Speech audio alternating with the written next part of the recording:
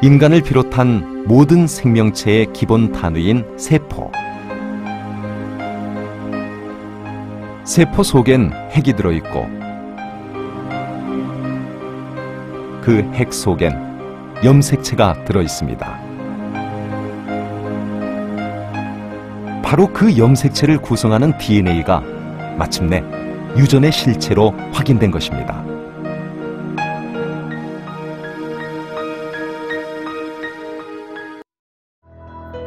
세포 속에 들어있는 굵은 실타래 모양의 염색체.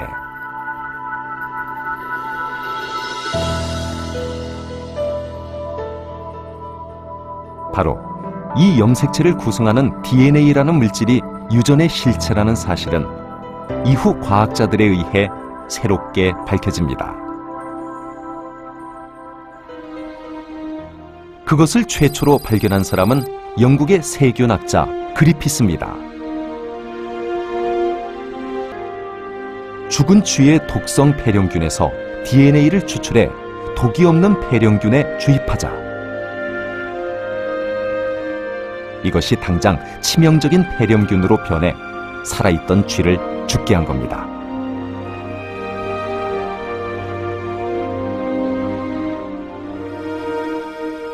DNA가 생명 현상에 관여하는 게 분명해 보였습니다. 이후 에이버리가 그리피스와 같은 연구 결과를 발표하면서 DNA는 비로소 유전 물질로 입증됩니다. 1953년 이곳에서 두 젊은이가 기쁨의 탄성을 지릅니다.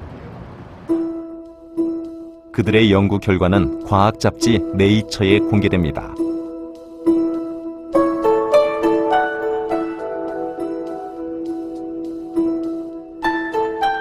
그것은 다름 아닌 DNA가 이중 나선 구조라는 사실입니다.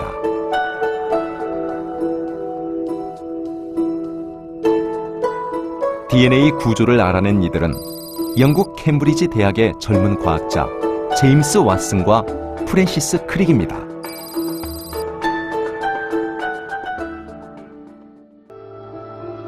DNA는 세 가지 성분으로 이루어져 있습니다.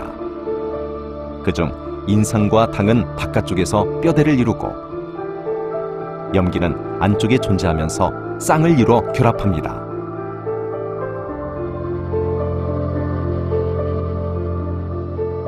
바로 이렇게 인산과 당, 그리고 염기들이 연결돼 DNA를 만드는 것이죠.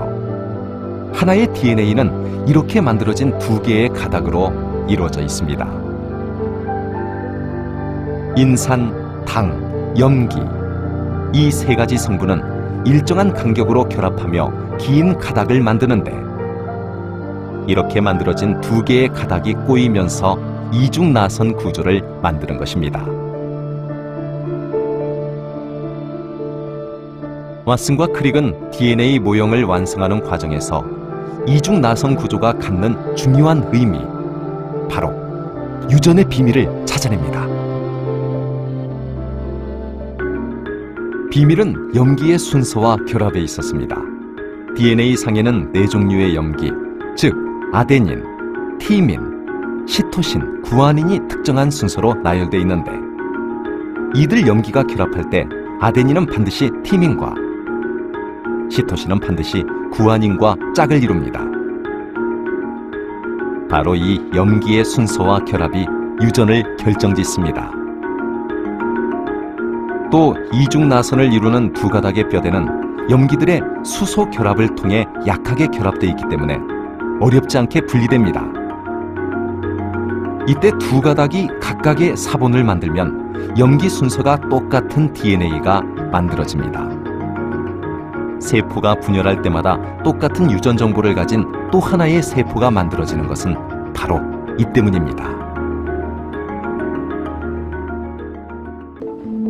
그런데 왓슨과 크릭에게 결정적 단서를 제공한 사람이 있었습니다. 영국 킹스 칼리지에서 DNA를 연구하던 여성 과학자, 바로 로잘린드 프랭클린입니다. 물리학을 전공한 프랭클린은 실제 DNA 분석을 통해 DNA의 정확한 구조를 찾고 있었습니다. 촬영을 거듭하던 어느 날, 드디어 DNA 구조를 선명하게 보여주는 한 장의 사진이 인화됩니다. 51번째 얻은 사진이었습니다. 51번 사진은 수분 함량 92%에서 찍은 것으로 자연 상태와 유사한, 즉 침샘이 사람의 몸속에 있을 때와 가장 비슷한 조건에서 촬영됐습니다.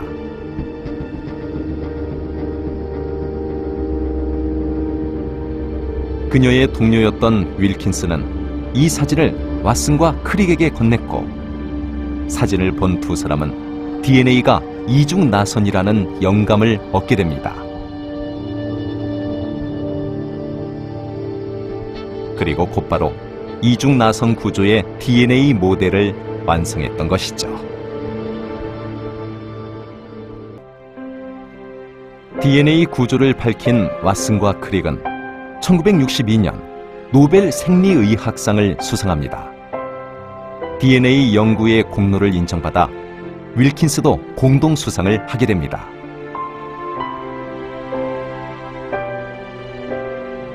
그러나 X선에 자주 노출됐던 프랭클린은 37세에 세상을 떠나고 맙니다. 과학의 발견 뒤엔 이처럼 수많은 과학자들의 열정과 희생이 숨어 있습니다.